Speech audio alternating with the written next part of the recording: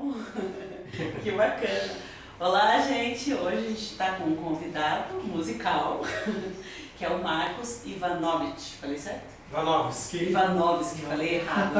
Eu treinei antes, gente, mas eu errei. Não tem problema. Desculpa. Tá perdoado. É bem difícil mesmo. É difícil acertar esse sobrenome. Mas então, como a música entrou na sua vida e a terapia com as flautas também entraram? E foi tudo assim acontecendo. Até eu busquei assim a música como algo que eu sentia assim que eu devia fazer na vida. E comecei com o violão, claro, toquei muitos anos, toco o violão, não deixei o violão. Mas assim as coisas foram vindo, foram se integrando. E as flautas, há 5 anos aconteceu assim, vamos dizer, o contato mais direto com elas, mais profundo. E esse tipo de flauta, assim, a chamada flauta nativa, essa aqui, né, pequenininha, daí tem uma maior, tem de vários tamanhos, afinações, elas são flautas com um histórico assim muito antigo, muito ancestral mesmo. Por isso chamam-se até flautas ancestrais. O registro assim mais antigo que se tem de uma dessas flautas assim, é feita de osso humano inclusive, é de cerca de 40 mil anos até 80 mil anos atrás. Uau! Nossa! Esse de 80 mil anos parece que foi recentemente encontrado na Alemanha, numa caverna que tinha lá o homem de Neandertal, alguma coisa assim, né? Só, gente, para vocês conhecerem um pouquinho mais do Marcos, ele falou que toca um pouquinho de violão, toca muito violão, toca MPB, toca coisas super bonitas, assim. Mas, e ele também tem várias outras flautas. Esse aqui é só uma amostra grátis, porque se fosse colocar tudo aqui não ia ter espaço. Não ia ter espaço para tudo. Mas, assim, o interessante da flauta, eu acho que ela mexe com uma coisa muito interna, né? Ela mexe com sentimentos muito primitivos, é isso? Sim. Coisas viscerais, primitividade, ancestralidade. E o meu contato com as flautas assim levou a um caminho mais espiritual. Que bacana. Eu acho assim que todo músico, seja um baterista, um clarinetista, um fagotista, um violinista, todo mundo tem assim um contato espiritual com a música, né? Seja com qualquer instrumento. Sim. Mas no meu caso assim, elas me deram uma abertura de entender o que é essa sensação ancestral, essa coisa visceral, essa questão primitiva. E o tipo de sonoridade que são executadas com essas flautas, eles são sonoridades assim que são passadas por tradições orais, intuição, e então não tem escrita, não tem gravação disso. As primeiras gravações mais recentes que estão assim se tendo, né, veiculação, né, através do YouTube principalmente. Acha muita coisa. Tem assim no máximo 30 anos de registro, né? Até as bansuris indianas, que no caso eu tenho uma modelo próxima dela, a primeira gravação em disco foi feita na década de 20, num vinil. Então lá foi gravado dos primeiros flautas indianas. Mas as demais flautas assim consideradas as nativas americanas, né, que são alguns desses modelos aqui, feitos em bambu.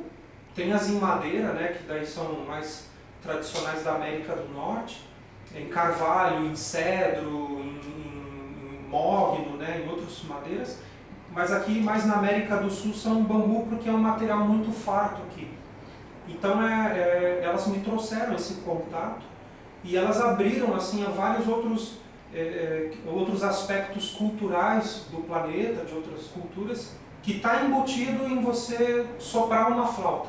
Que bacana. Você faz um trabalho de workshop com flautas nativas, é isso?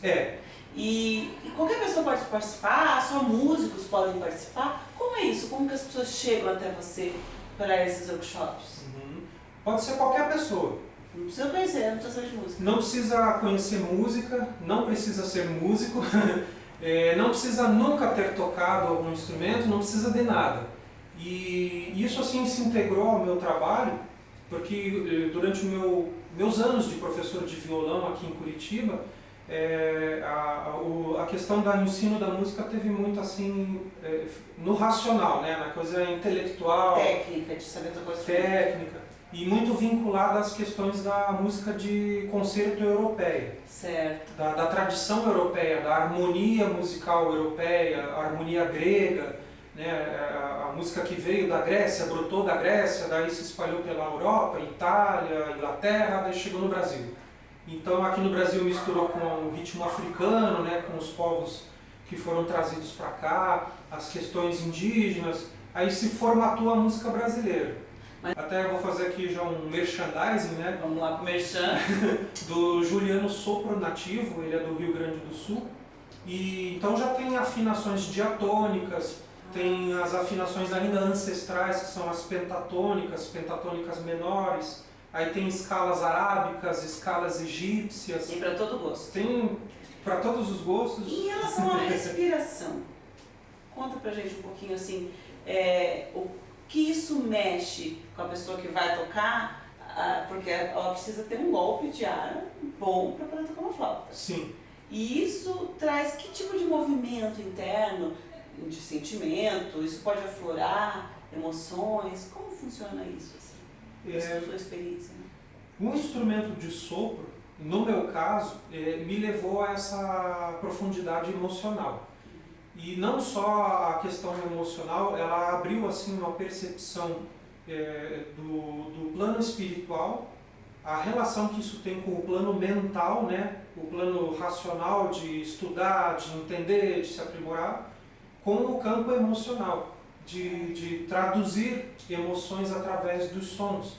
Então até a música do Mozart, a música de Haydn, Bach, Beethoven, elas têm assim um nível de complexidade intelectual, racional, né, amplo, profundo, e então elas também atingem níveis de emoções vinculadas à razão, mas assim ampliam o espectro de tudo isso, né, tentando assim mostrar que nesse nível a flauta também ela atinge aí através dessa conexão que é utilizando o seu próprio corpo.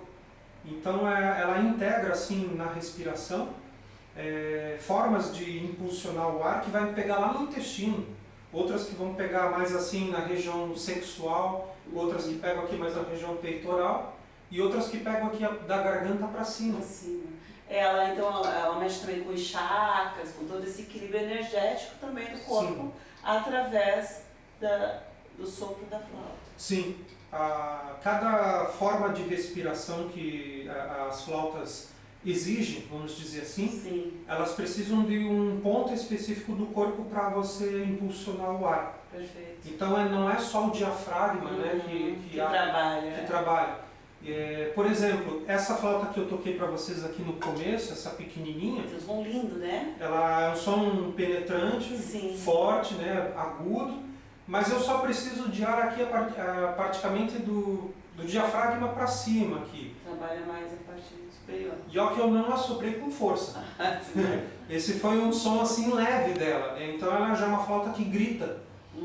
E essa flauta aqui, a maior de todas que eu tenho, que é o mesmo modelo, só que mais grave, certo. Essa aqui é em Mi menor, é uma flauta pentatônica Mi menor, aguda, né? E essa aqui é uma flauta em Dó menor pentatônico, grave. Essa daqui, ela precisa de uma respiração bem quente, bem visceral, então eu tenho que mais bocejar soprando do que assoprar em fininho. Essa aqui é um sopro fininho, assim, tipo, como se tivesse um canudinho. Como se fosse um ar a laser, assim, bem direcionado. Essa aqui eu tenho que assoprar. Estou exagerando aqui só para vocês perceberem, né? Que tem que vir lá do chakra sexual, mexer com as vísceras, né? E tem que ser assim, num estado bem mais calmo, num estado bem mais relaxado. Então, se eu estou mais elétrico, eu posso tocar essa flauta aqui, que eu saio pulando, saio vibrando, dançando. Essa é mais para sentar. E essa aqui, ela naturalmente, assim, por esse aspecto, já te leva a essa introspecção, né? Quer ver? Vamos Toca um ver pouquinho, aqui. Isso, toca assim.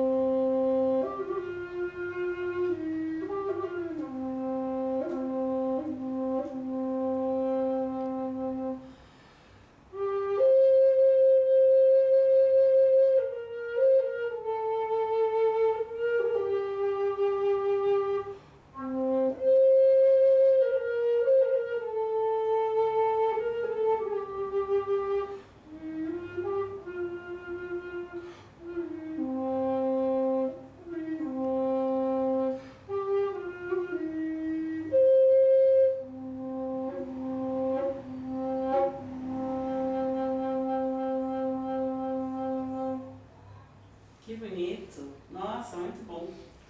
E assim, você tem alguma experiência dentro dos seus workshops de alterações que as pessoas começaram a sentir a partir do momento que elas tocaram? Principalmente pessoas que não tinham contato com a música e que foram no workshop, tiveram contato com as flautas e desenvolveram, afloraram algum sentimento, alguma sensação? Sim, inclusive teve pessoas que depois do workshop de flautas foram estudar violão. Outras foram estudar canto popular. Levou a música outra pessoa foi estudar bateria, outra foi estudar piano. Então ela abriu assim a percepção e eu pensei assim, a pessoa não gostou da flauta. Não, muito pelo contrário, ela continua tocando e ela sentiu que podia tocar outros instrumentos. Então acionou na pessoa, deflagrou uma vontade, conectou a um desejo primitivo, por dizer assim, de buscar realizar algo. Porque assim. a música, ela mexe com a gente em camadas, vamos dizer assim, em camadas muito profundas, que de repente outro tipo de trabalho não consegue acessar. A música tem essa facilidade, ela tem uma fluidez de transitar, eu chamo assim, daí são os corpos sutis, né? Sim. Que nós temos, que é o corpo emocional, o corpo mental, o nosso corpo físico e o corpo espiritual. Então ela tem essa propriedade de transitar entre eles, de unificá-los, de contatar com os bloqueios, com sentimentos, com sintomas, coisa que a musicoterapia tem se aprofundado, trabalha, né? Faz um trabalho muito profundo assim, de buscar entender esse interrelacionamento. Né? Até a gente estava falando aqui na conversa antes do vídeo, que devia ter sido gravada, que foi bem bom, sobre alguns músicos, alguns cantores, né, que às vezes cantam e deixam a plateia assim enlouquecida. A gente tinha um caso conhecido, bem conhecido, acho que de todo mundo, que é o Vando, né, que as mulheres ficavam enlouquecidas por ele. Por que, né, tem isso? Porque ele acessa uma camada emocional nas pessoas que elas até perdem a razão, né? A gente sabe, acho que vocês já ouviram falar, né? Que o Vando, as mulheres tacavam calcinha, né? Era uma coisa muito engraçada. Mas se a gente for olhar por outro viés, não só esse caricato, tem o viés também de que o que acessou para a mulher chegar? Porque vamos falar que o Vando não era o homem mais lindo do mundo, né? E nem tinha um repertório mais, né, emocionante, mas de qualquer forma, sem querer julgar musicalmente, não é esse o caso. É só como muitas pessoas acessam algumas emoções pela música que não acessam por outros. E que acaba, às vezes, levando para essa pessoa que está cantando, tocando, enfim, emoções que não é a ela necessariamente, né? Isso é muito interessante, que deve acontecer. Ninguém jogou calcinha pra você ainda não. Ainda não. Eu acredito que a flauta não vai chegar a tanto assim. Mas, por exemplo, o Vando, né, que a gente comentou, as composições do Vando, a música popular do Vando, elas assim tinham um contexto romântico, né? As letras falando assim de sensualidade, as letras entrando assim no campo emocional da mulher. as músicas enaltecendo a relação romântica, os fetiches, o sonho de uma noite romântica, enfim, entrava assim todas em... Junto com a musicalidade, trabalha toda essa... Foi assim, penetrava diretamente nesse fantasioso, né, da mulher.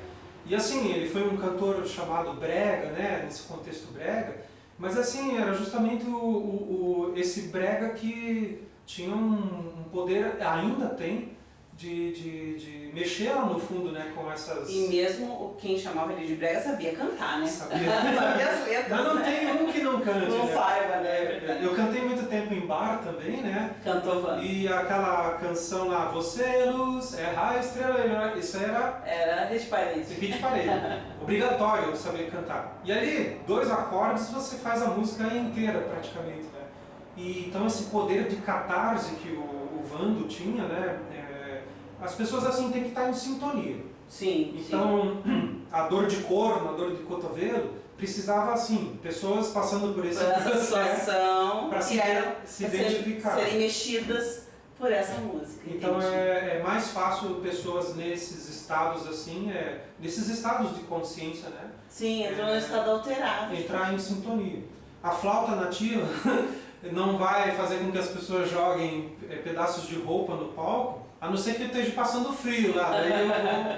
Aí sim. A pessoa vai perceber, né? Depende do lugar, do clima, né, que tiver. Não, mas isso é só para ilustrar, né? Uma brincadeira, assim. Mas para ilustrar como a música, a pessoa que está escutando estiver sintonizada mesmo com aquilo e fizer sentido também, né? Sim. A questão do sentido eu acho que tem a ver. Faz sentido, ela pode começar a chorar, pode começar a vir alguma coisa até muito antiga, que ela nem lembrava mais. Isso é possível, sim. Sim. Desde a Grécia Antiga, que um dos instrumentos principais na Grécia também era a flauta. Eram flautas, né? As harpas.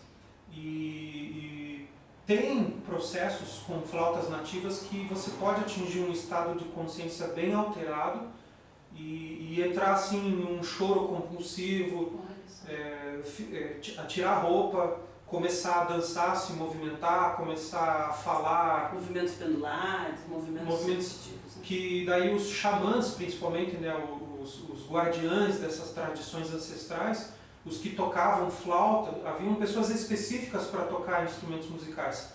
Eles conseguiam assim manipular, entender, ter esse entendimento para provocar esses estados alterados. Então, por exemplo, falando em sensualidade, né?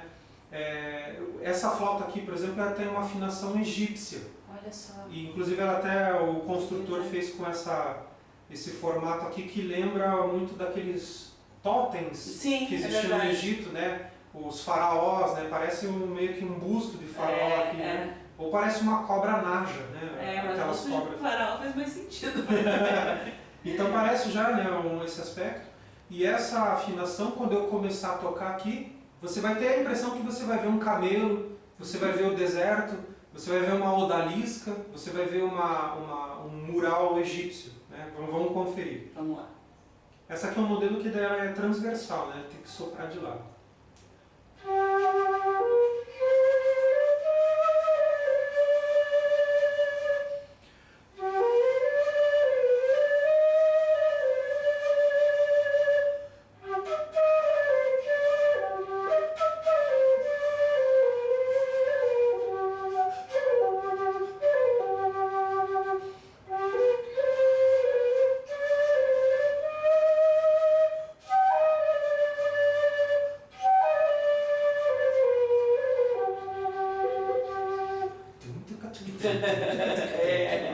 Começa a dançar. Então você já vem a imagem. Né? Ela traz todo um imaginário, né? Todo um cenário, né?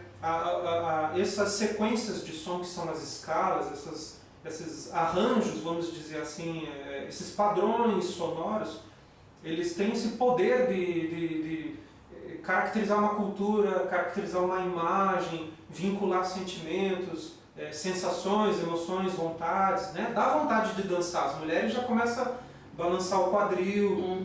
E na música árabe, a música do Oriente Médio, egípcia, o quadril é uma região assim altamente sensibilizada pela música de lá, né? A dança do ventre, As mulheres têm um trabalho... As danças lá de sensualização, de sedução, né? É bem essa região. Então, essas escalas também, de certa forma, são programadas para atingir e trabalhar essa região do corpo, né? É interessante que na yoga se fala muito, né? Eu sou só uma praticante, viu? Uma praticante que precisa trabalhar muito ainda. Mas, sobretudo as mulheres, elas precisam trabalhar muito essa região, porque no Ocidente a gente enrijece demais. As mulheres, devido a todos, né, os processos... atividades e tal, a sociedade pede, né? Sim. Olha, cuidado, então a gente acaba enrijecendo, o que é ruim para a fertilidade, é ruim para todos os processos femininos. Né? Culturalmente, assim, até as tradições ancestrais, tribais, elas assim tinham ainda uma questão machista. Vamos dizer, o homem guerreiro, o homem superior, o homem providente, e a mulher que fica restrito ali à tribo, aos cuidados, à alimentação, às crias, né, às proles. Então, assim, essa formatação, ela passou através dos séculos de culturas, assim, ainda com um certo fechamento, e foi bloqueando os chakras, né? Então, na Índia, por exemplo, assim, as mulheres têm mais aberto os chakras, trabalham mais. Né? Os ciganos, também, os povos ciganos, né, já são mais também dança, abertos. Né? Os árabes já são assim também, as questões culturais das danças, do feminino, tem aberturas. Mas assim, mais em nível ocidental, mais europeu, ela realmente assim, ela põe a mulher num determinado patamar assim, e dali não passa. Só que hoje em dia, claro, já mudou, os últimos 20 anos, 30 anos já é outra concepção. Mas ainda há essas cargas culturais também, né? Nossa, a gente tem um misto aqui de música, aula de história, nossa, tem papo para uns 10 vídeos. Vou voltar a te incomodar, Marcos. Por favor. Mas é muito bacana, assim, ó, gente, se quiser conhecer o trabalho do Marcos, vai estar na descrição do vídeo, sobre os seus workshops, né, e os contatos dele, para vocês poderem conhecer mais o trabalho dele, que é incrível, teria conversa aqui para muitas horas, né? Sim. Parabéns pelo seu trabalho. Nossa, obrigado. Muito obrigada por participar do vídeo. Gratidão. E